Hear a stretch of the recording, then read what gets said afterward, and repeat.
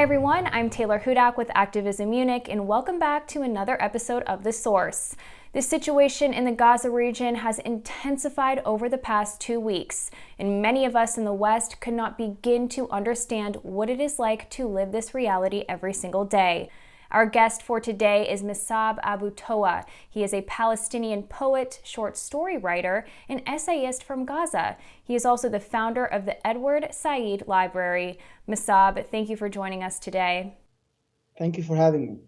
Before we get into discussing the current situation in Gaza right now, can you tell me a little bit about yourself and the work that you have been doing in the region? Well, first of all, I'm a poet. I also founded the Edward Said Public Library in Gaza. Now, this library has two branches, one in the north of Gaza, and the second is in Gaza City. I also teach English at Honor Schools, United Nations Relief and Work Agency. And also, I'm also a father of 3 kids. Can you tell me what the current situation is in Gaza right now? Well, I think the situation is deteriorating. I expect that this day will be one of the worst days since the beginning of the escalation. It's been 9 days, and Israel has bombarded many residential buildings. Many families have been wiped out from history. I can tell you about whole families who lost all of their members. We can talk about this. It hasn't stopped. The drones buzzing sound, the Israelis bombing towers, residential buildings, sometimes open areas where people are farming and doing their daily jobs. And also the rockets also firing from time to time. This escalation began on Monday, so it was last week. It's been 9 days, as I mentioned. The Israelis have been, before this, during the holy month of Ramadan, the Israeli army and police have been evacuating people from their homes, which they have been living in since 1948 in Jerusalem, in a Sheikh Jarrah area. They have been evicting them, and also they have been preventing worshippers from going to Al-Aqsa Mosque. And so the resistance party here in Gaza have warned the Israelis that if they do not stop doing this to Palestinians in the West Bank, especially in Jerusalem, they are going to do something that's not good for the Israelis. What happened is that, so they gave them until 6 p.m. on Monday. And I was not aware of all this. I was attending my lecture on Zoom. I'm doing my MFA degree remotely now. I returned to Gaza just three months ago. So I was attending my lecture, and then all of a sudden there was some bombing at around 6:30. What happened is that one of the military factions in Gaza fired a missile into an Israeli military jeep on the border with Gaza. I think two soldiers were killed in that attack. What Israel did was dropping a bomb on a group of people who were working in their farm in Beit Hanun. 9 people were killed in that attack. 6 of them were children. So then the exchange became intense. What is the situation like on the ground as far as having access to resources like food and water? Yeah, just as we are talking, I think there are some ambulances and fire trucks. I don't know where exactly. Maybe it's in the neighboring town or something. I'm not sure. I hope that I will stay safe during our call. So the situation is very, very simple to us. I mean, we are even not able to go to the market to shop. I myself hardly can go to the market, to the mini market or the supermarket to buy some diapers and some biscuits for my children, because I'm fearful that the Israelis will fire randomly at me when I'm walking. So they did it many times to other people. So I mean, it's not easy to live this life. My father keeps telling me, Mus'ab, be careful about water. Don't use a lot of water, because in the coming few days, the electricity we will get electricity less and less, because the Israelis have closed the borders, and we are not going to get fuel for the power plant. So this means that we won't be able to push the water to the tanks on the roofs. So we had this many times before. So it's a life of being every minute in danger. And I many times was unable to go to the bathroom and have a shower because I'm concerned that I will be stuck somewhere inside while not having my clothes on. Do you mind sharing with us how you're feeling and what you're thinking just leaving your home to get basic necessities? Well, I mean, it means every time looking around me, looking sometimes up, praying sometimes, God protect me, and maybe I would get pale. Um, so I mean, it's just watching everything around you. I mean, as if you are on the spot by the Israelis. So it means that you are a target anytime, even though you are just going about your daily life. For younger viewers who are watching right now who may not have the historical context here, can you explain briefly the historical context to this ongoing struggle? Well, I think it's very clear to us. I mean, I'm a descendant. I'm a grandson of a refugee who was expelled from his home from Jaffa in 1948. I was born in a refugee camp. I've never been able to leave Gaza until I was 28. 70% of the people in Gaza are refugees or their descendants. In 1948, about 800,000 Palestinians had to flee their towns and homes, either to Gaza, to the West Bank, to the neighboring Arab cities and countries, or to the diaspora in the West, in Europe or America. So you can say that we haven't got our rights, which is guaranteed by the international law, that if everyone who was expelled from his home has the right to return to it. So this is the main problem we have. We are living in Gaza under siege. I mean, it was not enough for the Israelis to expel us from our homes, but now we are put in a cage, and they are accusing Hamas, which is an Islamist military faction and also a political movement. They are accusing them of being the source of this problem. But the fact is, Hamas has been created in 1987, not in 1948. So they are not the cause of this. So what about before Hamas came? I mean, who is the problem? Hamas? Hamas is just 30 something years ago. What about Fatah, the secularist party, which signed peace with you? I mean, you have not given us what we deserve as human beings. So tell me, who is causing all of these problems? Well, I think it's the Israeli government, which is not granting. It's not granting. I mean, this is our right. They are not granting the Palestinians something that they own. No, it's for the Palestinians, and they are not giving it to them back. So this is something that you took from me by force, and then you are giving it me drop by drop. And sometimes you shut this bottle that you are just dripping something of my right to me. So I think it's the Israelis. They're unwilling to give the Palestinians their right as guaranteed by the international law. In 1993, the Israeli government signed a peace treaty with the Palestinian Liberation Organization. So it was the Oslo Accords. It was about two states, but what we have now is a group of cantons, Bantustans. So so even this Palestinian state, which consists of the Gaza Strip and the West Bank, they are not only geographically separated by the Israelis, but now they are politically separated. They are politically divided from each other, and the Israelis are the only party that benefits from this. And this is an apartheid state. Yes, I mean, and even the Palestinians who remained in the 1948 cities, which we call Arab Israelis or Israeli Arabs, I mean, they are living under an apartheid state. They are given a second-class citizen status. They are not treated as the other Jews, because Israel is a Jewish state. So anyone who is not a Jew is not treated as a full citizen.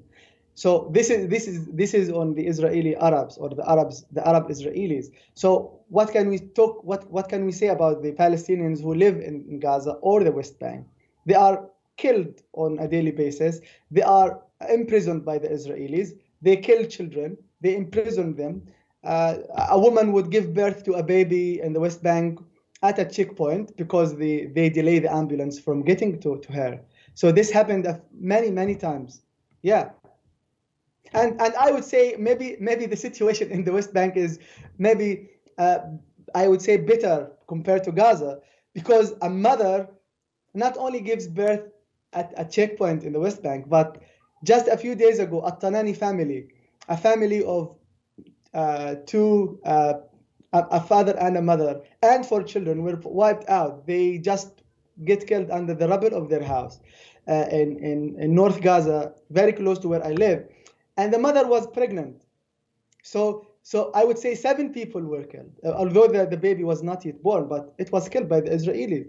And this happened many times. Now, to refocus back on the current situation, can you talk about the number of casualties and also what specific areas and buildings are being targeted?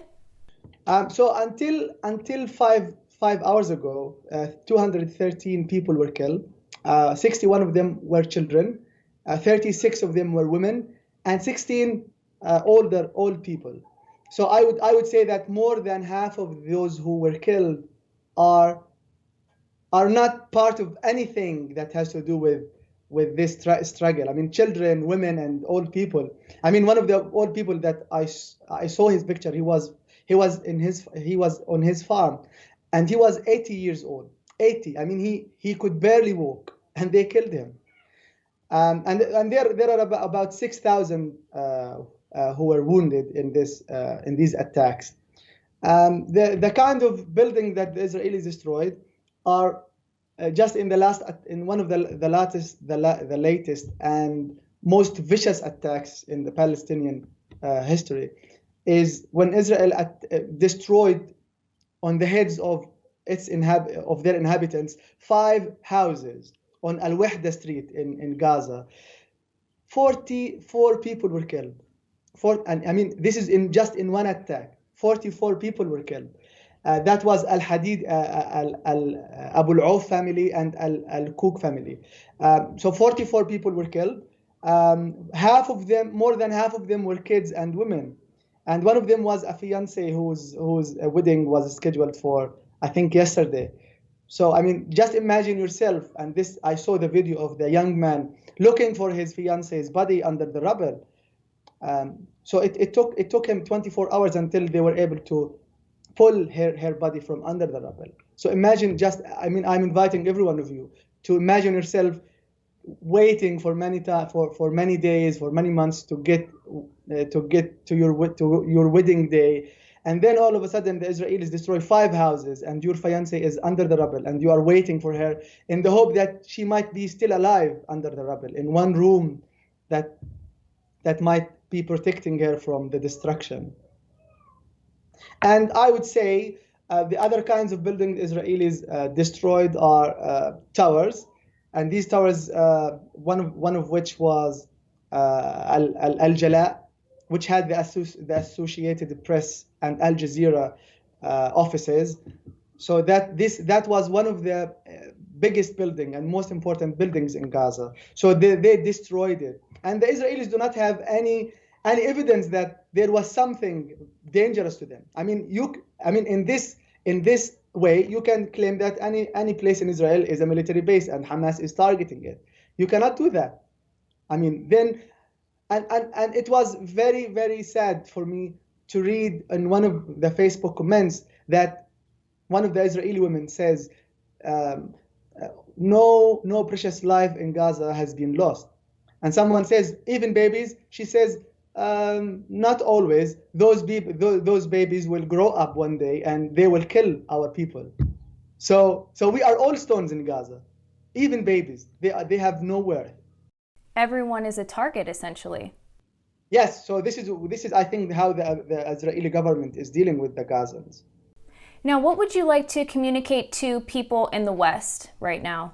Well, I think one of the main things is to stop supporting Israel. Not to say that Israel has the right to defend itself. I mentioned in one of my posts that the only three sounds I could hear that was in the beginning of that attack were the drones, the radio, and the ambulances. And then I added yesterday, and what people say always, Israel's right to defend itself.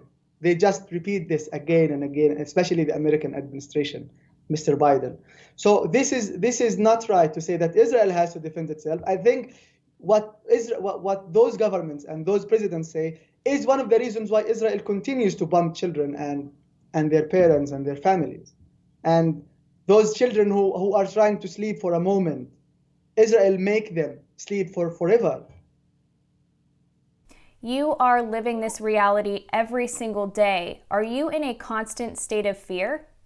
Of course, yeah. I mean, I'm a human being. I mean, I feel terrified and terrorized by the Israeli attacks, especially the time they plan their attacks. I mean, they attack us. I mean, heavier. I mean, they attack us at night, heavier than they do during the day. They do not want us to sleep. They want to torture us.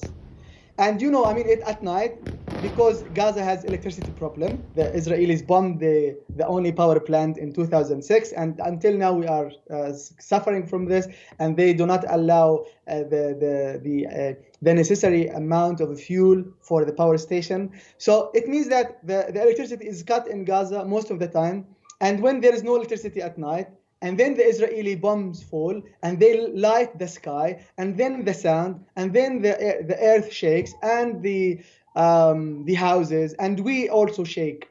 We dance with this drama that we are living in.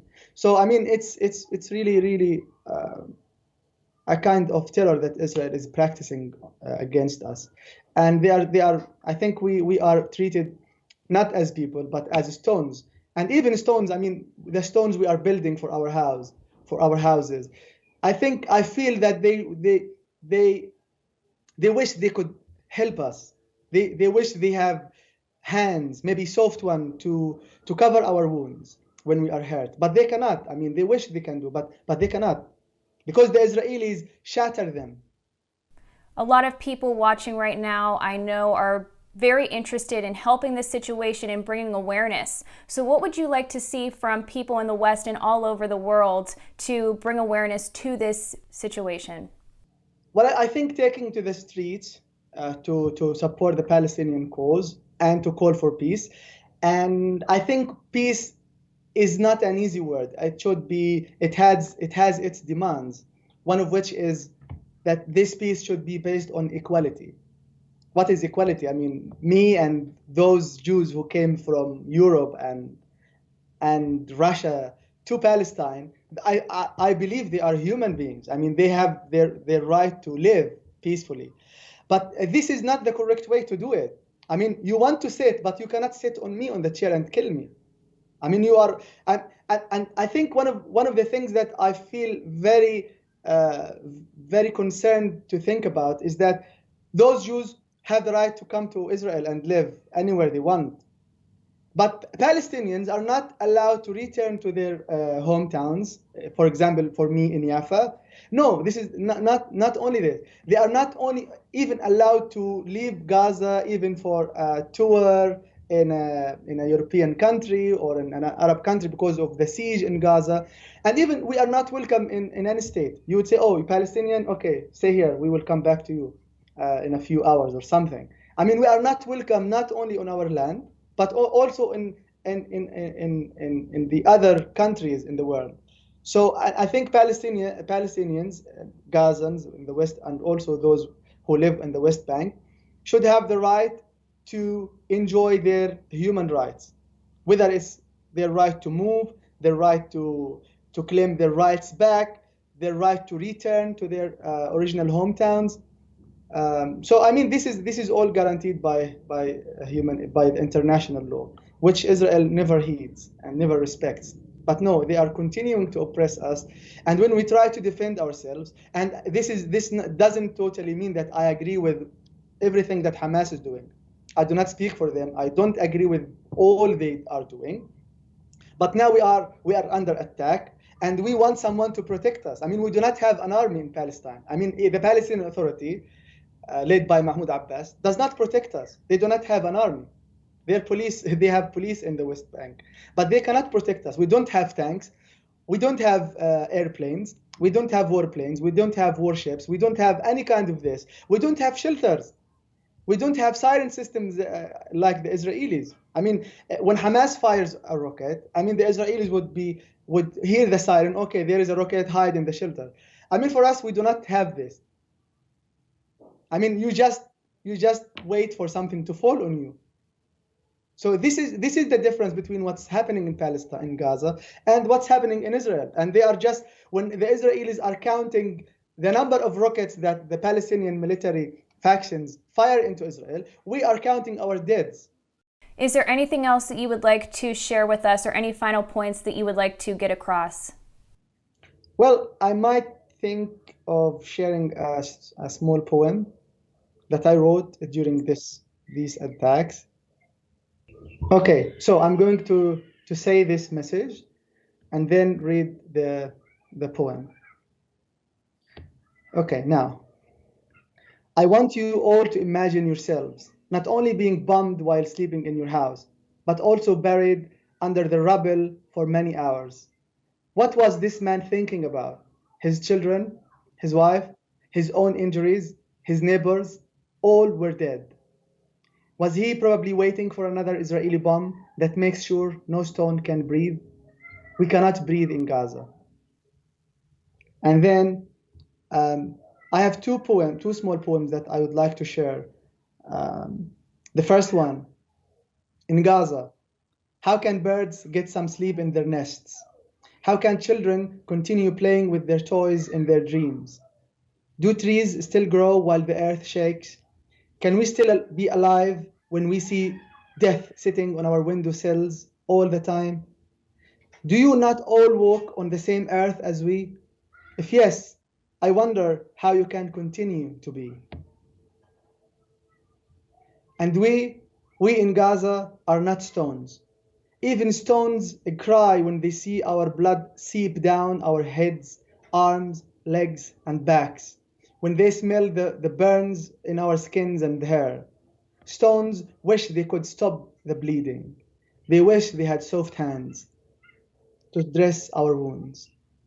Thank you. Mosab, thank you for your time today. Thank you for speaking with us, and we are all wishing you safety and your wellness. Thank you. Absolutely. And I want to thank you all for watching this episode of The Source. Please make sure you are subscribed to our YouTube channel, because Activism Munich will continue to follow the situation and keep you up to date on the latest developments. And if you like the work that we do here, please donate to our organization so we can continue with our independent news and analysis. I'm Taylor Hudak with Activism Munich, and thank you guys for watching.